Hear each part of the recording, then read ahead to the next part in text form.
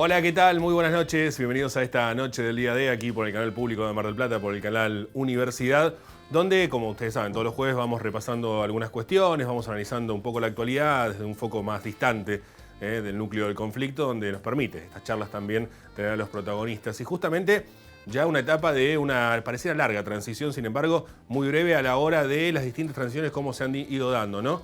A nivel nacional todavía un gabinete que no se conoce por completo, sobre todo el área económica, creo que es lo más delicado a saber y sobre todo teniendo en cuenta la crisis, porque más allá de todo, más allá de la expectativa, que está muy bien que tengamos una expectativa de un nuevo gobierno, sea cual fuere, sea quien hayamos votado, no importa, sí seguimos viviendo una gran crisis económica con distintas situaciones que se van viviendo, sobre todo que impactan fuertemente en el sector social. ¿Cómo salir de esta cuestión? De hecho, Alberto Fernández encara por la lucha contra el hambre como una de sus principales herramientas a la hora de pensar en esto, y de costado, reperfilando la deuda, diría Hernán Lacunza, trabajando en pos de conseguir dinero desde cualquier lugar y también tratar de acomodar un poco esta cuestión de las deudas argentinas. En la provincia de Buenos Aires todo pareciera más calmado, pero sin embargo también se está dando una transición interesante, y a nivel municipal, donde la transición parece no ser transición, donde se mandan mensajes por los medios de comunicación y donde todavía no está todo el gabinete definido, aunque los nombres que aparecen parecieran entusiasmar un poco, por lo menos a priori, ¿no? Por lo menos en primera instancia, gente capacitada, gente con experiencia, gente que entiende de qué va la temática, incluso algunos habiendo estado en gobiernos anteriores, como es el caso del flamante o futuro secretario de Educación Municipal, Sebastián Puglisi, que hoy estará aquí en nuestros estudios y le vamos a preguntar un área complicadísima, ¿no? La función de la educación municipal en el Partido General Pueyrredón es clave y además es ejemplar a lo largo de la historia. Sin embargo, estos últimos años ha tenido sus inconvenientes. El famoso Código 59, artículo 59, que da un extra, un plus a los docentes para que cobren un salario digno, y que se ha retirado después de la gestión poco feliz de Hernán Mourel en la Secretaría de Hacienda, y también, ¿no?, porque el principal responsable intendente de la gestión de Carlos Fernando Arroyo. Le vamos a preguntar por eso, le vamos a preguntar por cómo encarar estos nuevos tiempos de cambio que se dan a nivel de educación, entendido en la materia, por supuesto, y que también celebramos que ocupe un lugar en la Secretaría de Educación. Pero nos falta turismo, digo, ¿no? Se ha conocido producción, también con personas adecuadas, obras, educación, hemos tenido desarrollo social con Verónica Urquevié. Tenemos muchos nombres, pero nos falta turismo.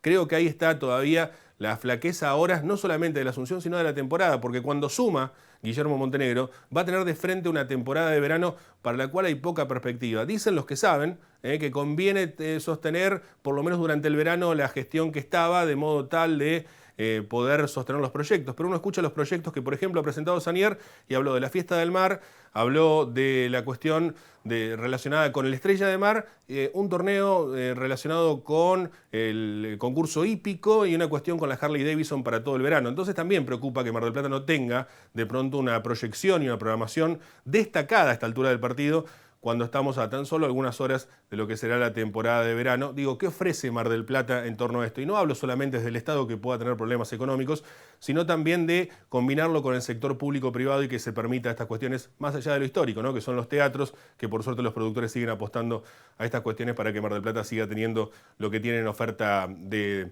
divertimento, en oferta de esparcimiento nocturno. Bueno, muchos temas para hablar. Hoy nos vamos a ocupar con respecto a la educación municipal. Hoy está en nuestros estudios Sebastián Puglisi, así que si les parece, vamos a presentar a nuestros auspiciantes, presentamos el programa y comenzamos. Buenas noches.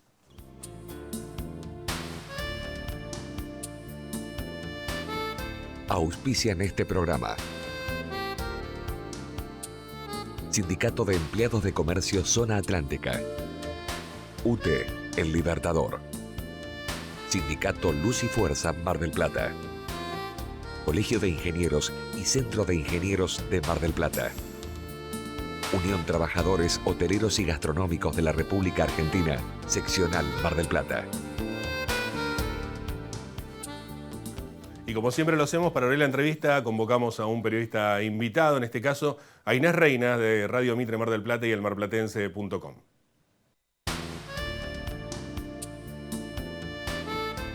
Hola Nico, hola Sebastián, ¿cómo andan? Muchas gracias por esta invitación. Bueno, en los últimos años la escuela ha jugado un rol más bien social, corriéndose poco a poco del que tenía originalmente, que era educar y formar a los niños, dadas las crisis económicas que se fueron sucediendo en nuestro país en las últimas décadas. Y en ese sentido quería preguntarle al futuro secretario de Educación del Partido General Pueyrredón cómo piensa conjugar durante los años que le toque gestionar estas urgencias que viven hoy las escuelas municipales, como por ejemplo la falta de mantenimiento de la infraestructura o la deserción escolar, con los desafíos que plantea la educación del siglo XXI, como ser la robótica o la programación, para que los chicos estén preparados y formados para insertarse en los empleos del futuro, que la mayoría todavía no fueron ni creados. Bueno, esa es mi pregunta para Sebastián. Un beso para los dos.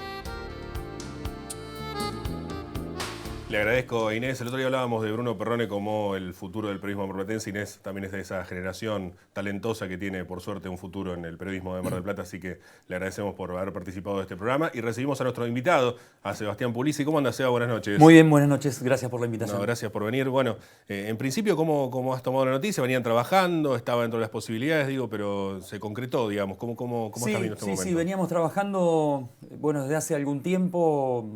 Vos sabés que yo tengo militancia en la Unión Cívica Radical. Nosotros pedimos la interna con Guillermo Montenegro. Luego de la interna nos convoca a trabajar a nuestro equipo de educación. Y nos sumamos gustosos a la propuesta, al desafío. Es un gran desafío que tenemos por delante. Es muy interesante la pregunta que hace Inés, porque en realidad Inés propone gestionar una escuela con chicos del siglo XXI, una escuela del siglo XIX, con docentes formados en el siglo XX. Es una cosa muy extraña, pero en realidad es el gran desafío, ¿no? ¿Cómo hacemos para que estos chicos hiperestimulados, estos chicos que son chicos absolutamente distintos a los que fuimos hace 40 o 50 años, puedan estar en una escuela cuya ley de educación nos obliga a mantenerlos dentro del sistema educativo desde los 4 años hasta el último año del secundario? Es un gran desafío, porque en realidad en algún otro momento de la historia, si vos, Nico, no te iba bien en el secundario, un profesor convocaba a tus padres, decía, mire, lléveselo a Nico de la escuela, porque Nico no está para esta escuela, llévelo a trabajar con usted. Eso hoy es ilegal. Claro. Entonces, hoy los estudiantes tienen que estar, porque es un derecho, hasta la finalización del secundario. Por suerte, es un derecho, ¿no? Y eso hace que tengamos que agudizar el ingenio de los docentes, sobre todo en la educación media. Creo que el gran desafío que tenemos por delante es mejorar la escuela media, y en eso se está trabajando mucho. Hay muchos profesores que trabajan mucho y muy bien, muchos equipos directivos que trabajan mucho y muy bien. Yo en estos días estuve reunido con algunos equipos directivos de secundarias municipales y ahí por delante tenemos ese desafío, pensar en cómo transformar la secundaria, ¿no? Una secundaria que pueda ser atractiva para los estudiantes, que lo forme para insertarse en el mundo del trabajo, pero también para proseguir estudios superiores. Claro. Ese es el gran desafío que tenemos por delante. Claro, pero ahí la escuchaba Inés también, y dentro de la pregunta, que fue muy buena, aparece la contradicción también. Tenemos que pensar en la robótica, tenemos que pensar en las cuestiones relacionadas con cómo implementar la tecnología. Un alumno del siglo XXI, los mencionabas muy bien vos, pero a la vez tenemos escuelas rotas, tenemos la cuestión del conflicto docente municipal, una historia de la educación municipal siempre muy buena y muy importante para la ciudad. ¿Por dónde empezamos? Mira, en primer lugar creo que lo que hay que hacer es reconstruir el diálogo que está interrumpido entre los docentes del sistema educativo municipal y las autoridades municipales. Lamentablemente hay un diálogo que está roto, hay falta de escucha. Me parece que lo primero que tenemos que hacer es sentarnos a dialogar. Yo lo vengo diciendo en estos días como cuestión simbólica, pero me parece que suma el dedo más corto y la oreja más larga, ¿no? Esto es menos indicaciones de lo que hay que hacer y más escucha para que juntos podamos construir. La verdad que creo que ninguna política educativa puede trascender a mediano o largo plazo si no es producto del consenso. Sobre todo en algunos ámbitos como la educación.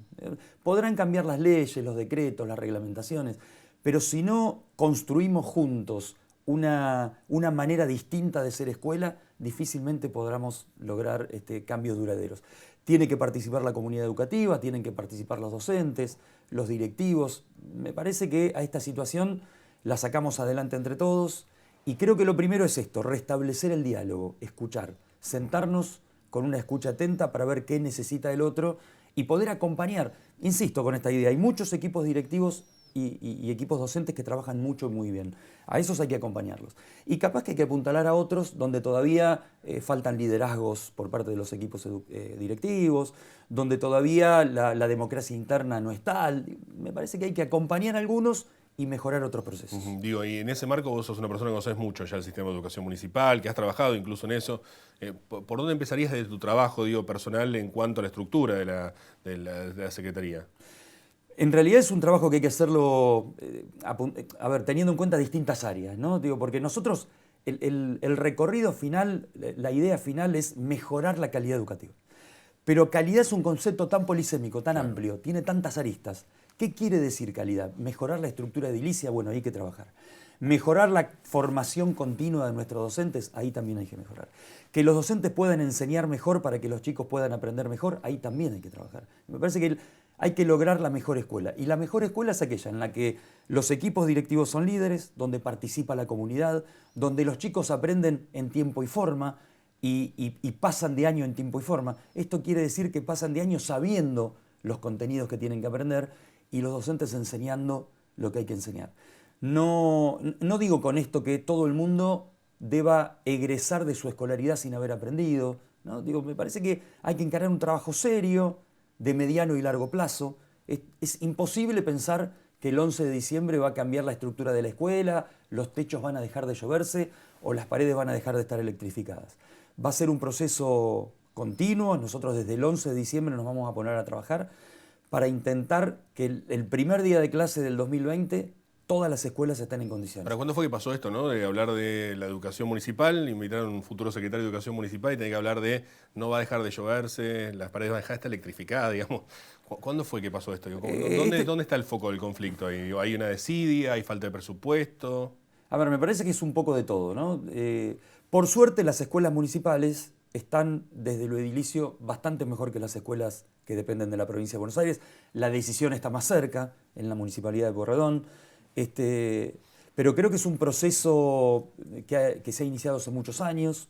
Las escuelas de jurisdicción provincial en nuestra ciudad vienen de un largo deterioro. Esto la verdad que no es ni de un año, ni de 5, ni de 7, ¿no? Sino que venimos hablando desde hace más de 30 o 40 años del tobogán descendente en el que están nuestras escuelas desde lo edilicio, desde lo pedagógico. Bueno, es una reconstrucción que hay que iniciar. Pero creo que lo importante en toda esta historia es trabajar juntos, equipos directivos, comunidad educativa, autoridades. Yo insisto, lo digo siempre, hay que desempolvar los viejos contratos fundacionales, familia y escuela. No somos enemigos, no somos rivales, tenemos que trabajar juntos. Claro. Debemos entender que los docentes educamos desde la escuela y la familia desde la casa. En la medida que tengamos clara esta cuestión, me parece que vamos a generar una escuela mejor, que es la escuela donde los chicos pueden aprender y donde los docentes podamos enseñar. Decía recién la cuestión de las escuelas municipales o provinciales, y si bien el rol tuyo es de secretario municipal, pregunto con respecto a la articulación con la provincia, porque el chico que va a un colegio provincial sigue siendo marplatense o batanense, digamos, ¿no? Digo, ¿cómo se trabaja eso? Por supuesto, y más allá de las jurisdicciones, el papá y la mamá mandan a su hijo a una escuela de la ciudad, no importa cuál sea la jurisdicción. La Municipalidad de Pueyrredón tiene un ámbito de participación, es la UEGD, Unidad Educativa de Gestión Distrital, es un espacio interjurisdiccional en el que trabajamos autoridades educativas municipales, provinciales, sindicatos, representantes docentes, y en ese sentido es un espacio de discusión, de diálogo, de consenso para mejorar la estructura, entre otros temas, para mejorar la estructura de las escuelas. De todas maneras, creo que desde el 10 de diciembre el Consejo Escolar, que es el ámbito colegiado que representa al pueblo de la ciudad ante las autoridades educativas de la provincia, tiene que trabajar oposición y oficialismo. Son 10 consejeros escolares en Mar del Plata, tenemos el máximo número de consejeros escolares por la cantidad de escuelas que tiene nuestro distrito. En este caso, después del 10 de diciembre, va a haber 6 consejeros por Juntos por el Cambio y 4 por el Frente Todos. Creo que juntos terminó la campaña. Ahora tenemos que gobernar con la responsabilidad que ello tiene aparejado y juntos tendremos que peticionar a las autoridades provinciales, a las autoridades nacionales, a quien corresponda para el mejoramiento de las escuelas de la ciudad, más allá de la jurisdicción. Hay un tema que está siendo clave en estos últimos tiempos, fue el foco del conflicto, incluso con momentos de protestas fuertes, con ciertos rasgos violentos por momento. Digo, que ocurrió con este bono extra que cobraban los docentes municipales, digamos. ¿Qué va a pasar con eso? Estamos trabajando para restituirlo, fue una promesa de campaña del intendente electo. Hoy los fondos no están, pero estamos trabajando para conseguirlos. ¿Pasó lo que pasa siempre, esta cuestión de que una vez se pierde, ya después recuperarlo es más difícil? Sí, claro, sí. Siempre ocurre esto, ¿no? Por eso no queríamos perderlo, pero además hay una cuestión que creo que es anterior y es base. Estamos convencidos que es un derecho adquirido, que el docente municipal no podía haber perdido esa bonificación, una bonificación que tiene más de 30 años. Claro. Y en nuestro equipo de trabajo está Emilia Brain. Emilia Brain es una de las docentes que fue creadora del Código 59, que fue redactora del Código 59, y esta me parece que es una diferencia sustancial que tenemos con la gestión actual. Estamos convencidos que es un derecho y lo queremos restituir. Estamos trabajando en estas semanas muy fuerte en eso. Hablábamos de articular hace un rato y hablamos de articular con la provincia. Pregunto internamente dentro del municipio, Inés planteaba en la pregunta inicial algo de la cuestión social, que empieza a verse hace rato ya mucho en las escuelas.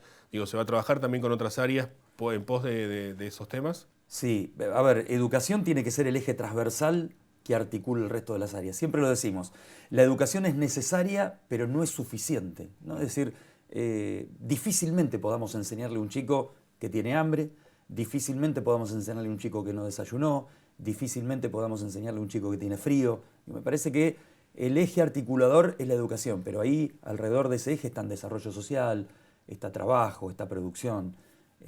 Me parece que la educación, insisto, es necesaria, pero no es suficiente. Necesitamos un gabinete social que trabaje articuladamente. Y en ese marco el tema presupuestario, lo han hablado con Guillermo Montenegro, lo han planteado esta cuestión, porque es una cuestión clave, digamos, también en cualquier área, Sí. y en educación fundamentalmente. Sí, Nico, sin presupuesto no hay proyecto, esto es así. Lo estamos trabajando con Germán Blanco, también el futuro secretario de Hacienda. Estamos viendo de mejorar los presupuestos en el área de educación para poder hacer una mejor gestión. No es fácil, no tenemos la mejor situación, no queda el municipio en una situación cómoda, pero bueno, el objetivo está puesto ahí, en llegar al primer día de clase con las escuelas en condiciones. Durante el mes de enero y febrero vamos a trabajar muy fuerte en eso, y para eso también necesitamos presupuesto. Conociéndote, y sé que querés toda la mejor intención y querés lograr todos los objetivos, digo, pero ¿qué sería satisfactorio cuando cierres tu gestión dentro de 4 años en principio de la educación municipal? Sé que querés la mejor educación, que querés todo lo que has planteado recién, pero digo, es muy difícil lograr en 4 años seguramente, pues es un proyecto a largo plazo, pero digo, ¿qué sería satisfactorio? Mira, hay mucha cosa por delante. Todavía tenemos jardines de infantes municipales en edificios no propios. Todavía estamos alquilando algunos edificios.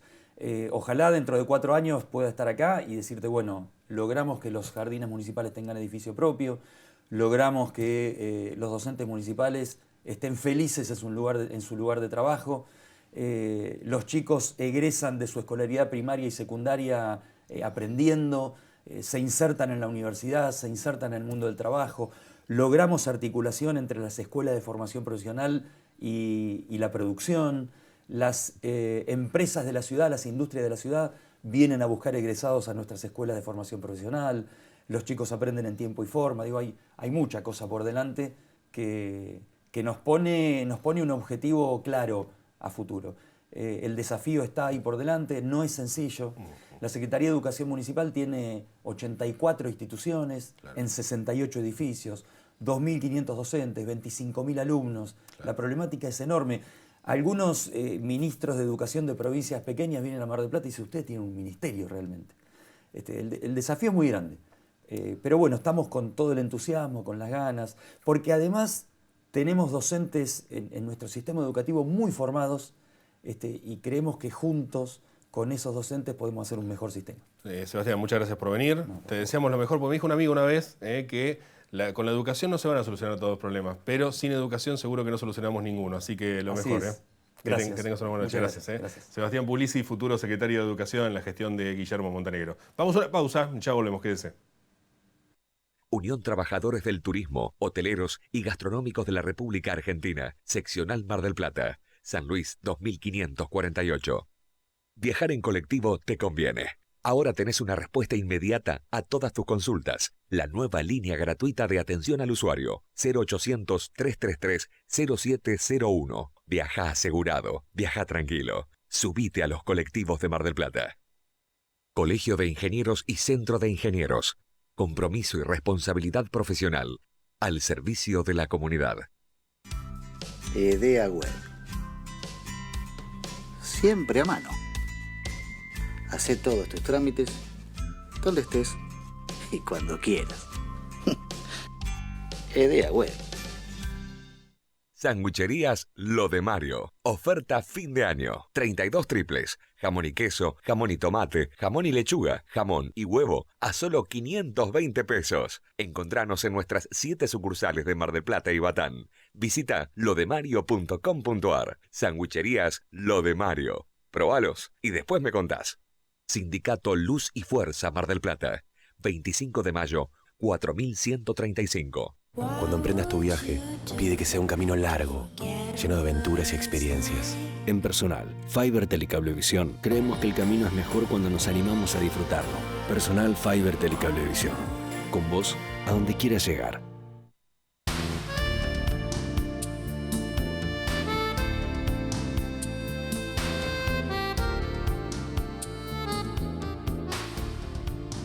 Comenzamos el segundo bloque y recibimos al licenciado Roberto Manuel Ortega, quien siempre nos trae la economía y mucho más. Roberto, ¿cómo andas? Buenas noches. Buenas noches, ¿cómo andas, Muy Nicolás? bien. ¿Todo Bueno, bien? ¿de qué hablaremos hoy? Mira, vamos a hablar de uno de los dos temas que hoy mencionaste al principio del programa. La semana pasada hablamos un poquito del programa de hambre que Sí. quiere presentar Alberto Fernández. Hoy vamos a tratar del tema de la deuda. Ajá. Porque vamos a tratar de ponerlo en foco primero, ¿no? Porque es un tema que se habla mucho, de que está empezando a tomar temperatura en estos últimos días, sobre todo. Ayer hubo una declaración de Duhalde muy interesante, cosas que ha dicho Alberto. Y vamos a ponerlo en foco. Primero, ¿cuánto debe la Argentina? La Argentina debe 300.000 millones de dólares. ¿Está bien? En donde hay pesos y dólares, no es todo, toda esa deuda no es en dólares. ¿Está bien? Esto también hay que aclararlo. De eso yo no voy a hablar, pero siempre hay que saber que una parte sustancial de eso está en pesos. Después, ¿cuánto va a recibir Alberto? Bueno, en la primera placa vamos a ver eso. ¿Cuánto recibe Alberto para pagar ni bien arranca? Entonces, el total que tiene que pagar son 165.000 millones de dólares. Que ahí tenemos una diferencia. Hay una parte que está en rojo, una parte que está en azul. Lo Sí. que está en rojo es el capital, Ajá. que es donde están los 300.000 millones. Bueno, eso más o menos son 110.000, todo lo demás es intereses. En un país normal, ¿qué pasaría? Uno normalmente, ¿qué hace? Renueva la deuda, es decir, renueva la parte que está en rojo y paga lo que está en azul. Bueno, en Argentina, como no tenemos crédito internacional, el problema que tenemos es que tenemos que pagarlo todo. Este es el primer problema que hay que plantearse, hay que recuperar el crédito internacional y para eso tenemos que ser prolijos, que es lo que no somos. Entonces, el segundo tema es cuánto tiene de entrada, que es el gran problema de Argentina de hoy. La Argentina el año que viene le vencen 54.000 millones de dólares. De esos 54.000 millones de dólares, tenemos que más o menos hay 38.000 de capital, 16.900 de intereses. Lo cual, vuelvo a insistir, si nosotros seríamos un país normal, nuestro problema serían 17.000 millones de dólares. Claro. Que, considerando que en Argentina el saldo externo es más o menos de 10.000, no habría que endeudarse tanto. El problema es que la Argentina no tiene crédito y hay un problema muy serio ahí. Entonces, pero vamos a avanzar un poquito más. Dentro de esa deuda hay tres tipos de deudores. Uno que son los acreedores normales, los privados. Uno que es intrasector, cosas que el Estado Nacional le pide al ANSES, le pide claro. a otros organismos, y otros los organismos internacionales. Y fíjense, acá lo que está en rojo está lo que le debemos al sector privado, en azul lo que se debe intersector, en amarillo lo que se debe contra organismos internacionales. Y fíjense que el primer año, que es el 2020, los organismos internacionales es muy poquitito lo que le tenemos que pagar. Son solamente 7.000 millones de dólares, o 7.400 millones de dólares. El problema más grande lo tenemos con el sector privado. Entonces, acá la primera pregunta. Todo el mundo está hablando del FMI. El FMI, el problema lo tenemos 2022-2023. Ahora no tenemos problema. ¿Por qué estamos hablando con el FMI? Porque si el FMI no acuerda con nosotros, tenemos un gran problema de que el FMI es como una gran consultora internacional que dice, si estás bien conmigo, los demás te pueden llegar a prestar. Claro. Si estás mal conmigo, directamente no tenés ni la chance. más mínima chance. ¿Está bien? Después hay que hacer otras cosas más, pero mínimamente hay que estar bien con el fondo. Entonces, por eso estoy hablando tanto del fondo. Entonces, acá vamos a algunas declaraciones. Primero, una que hizo Alberto. Alberto dijo, bueno, nosotros lo que pretendemos es que el fondo no pagar capital e intereses, que sería sacar todo lo amarillo, ¿está bien? Y eso bajaría mucho el perfil de la deuda, para focalizar en lo privado. Eso está bien, pero aparte también vamos a tener que reperfilar lo privado, porque lo privado es también muy importante este año que viene. 30.000 millones de dólares en un año es Claro. muchísima plata. Entonces vamos a tener que perfilar eso. Y va a ser una negociación muy dura. ¿Por qué? Porque el Fondo Monetario es un organismo político que probablemente acepte lo que la Argentina le plantea porque no le conviene también que a la Argentina le entren en default o algo por el estilo. Y eso probablemente pase. Pero la parte privada se mira más el bolsillo que lo que pueda pasar con un país. Entonces eso va a ser mucho más duro. La pregunta ahí es, ¿qué quiere hacer la Argentina? ¿Pagar o no pagar? Y acá viene la segunda declaración. Ayer Duhalde, muy suelto de cuerpo, dijo, si no se puede pagar, no se paga. Y la pregunta que uno se tiene que hacer es, ¿qué consecuencia trae a la Argentina no pagar? Porque que nosotros tengamos que conseguir ese dinero es la posibilidad de que nosotros, el futuro déficit fiscal, que también es una decisión tomada en este gobierno, que va a haber déficit fiscal, de alguna forma lo tenemos que financiar. Claro. Si no lo financiamos con deuda, lo tenemos que financiar con emisión. Y si no lo tenemos que financiar con emisión, con una cantidad de reservas muy chiquititas, puede degenerar en un proceso inflacionario más importante de lo que hay ahora. Entonces, la Argentina, ¿a qué va con la deuda? Tiene que terminar de arreglar con el fondo. Ese arreglo con el fondo puede ser un stand-by, puede ser un crédito de facilidad extendida. Lo más probable es que hagamos un stand-by, que es lo que tenemos ahora, pero con otras condiciones, que probablemente sea no pagar, yo creo que va a ser no pagar el capital, y eso reperfilarlo grande, y pagar los intereses, que dejaría algo medianamente razonable para pagar, y sentarse a hablar con los acreedores para decirle, bueno, muchachos, vamos a tratar de empezar a pagar, pero con más plazo. Claro. Eso sería lo razonable. Vamos a ver qué pasa para adelante. Si la Argentina no llega a hacer un acuerdo importante con razonable, vamos prácticamente derecho a un default. La Argentina de ninguna forma puede conseguir el año que viene los 40.000 millones de dólares que necesita, con excepción de esos 15.000 que son intrasector público, que obviamente de alguna forma lo va a hacer. Y eso es algo imprescindible para que pase en la Argentina en los próximos, por lo menos, 3-4 meses, porque de estos 50.000, 20.000 vencen de acá a abril. Bueno, ojalá se pueda renegociar, básicamente. Otro día hablamos de un país normal, que evidentemente infiero que no lo es, y otro día hablamos acerca de esta cuestión de, un poco lo hemos ido hablando a lo largo de las columnas, ¿no? De esta cuestión de las deudas, ¿no? Porque no es que el fondo es bueno o es malo. Nosotros fuimos y le golpeamos la puerta para pedirle dinero, ¿no? Digamos, y a todos los acreedores. Entonces después hay que pagarlo eso. Sí, ¿no? pero me extiendo 2 minutitos más. El fondo es un prestador de última instancia. Uno va al fondo cuando no consigue que la parte roja le preste. Claro. Cuando no te presta la parte roja, terminás en el fondo.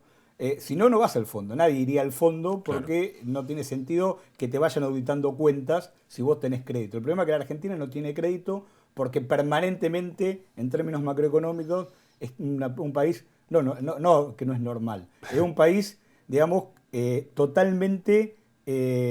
¿cómo se puede impredecible. decir? Impredecible desde lo macro, y eso hace que los acreedores cada 2 por 3 digan no te presto. Si la Argentina entra en default, es el 5.º default en 20 años. Digamos, algo histórico. Claro. No pasó ya es una conducta, ¿no? Es una conducta rara. Un patrón de conducta. Gracias, Roberto. No, por favor. El licenciado Roberto Moreno Ortega y la Economía. Y vamos a escuchar el comentario que nos ha dejado nuestra periodista invitada al día de hoy, Inés Reina.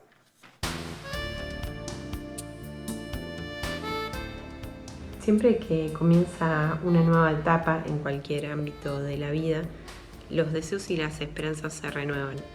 Creo que a partir del próximo 10 de diciembre, cuando comience la nueva gestión en el partido del General Pueyrredón, todos los marplatenses van a estar con las expectativas puestas en que este nuevo gobierno pueda conjugar las mejores herramientas de la política, que son el consenso y la negociación con los demás espacios políticos, con la preparación y la capacidad que muestran de antemano algunos de los integrantes del futuro gabinete, para de una vez por todas darles a los marplatenses las soluciones que faltan hace muchos años en esta ciudad, que quieren todos los argentinos, pero que tiene su propia identidad y su propia impronta.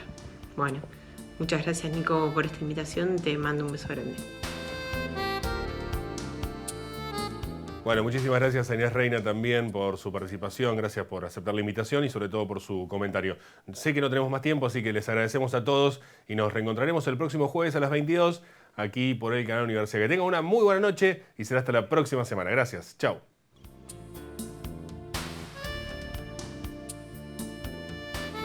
Auspiciaron este programa. Sindicato de Empleados de Comercio Zona Atlántica. UTE, El Libertador. Sindicato Luz y Fuerza Mar del Plata. Colegio de Ingenieros y Centro de Ingenieros de Mar del Plata. Unión Trabajadores Hoteleros y Gastronómicos de la República Argentina, Seccional Mar del Plata.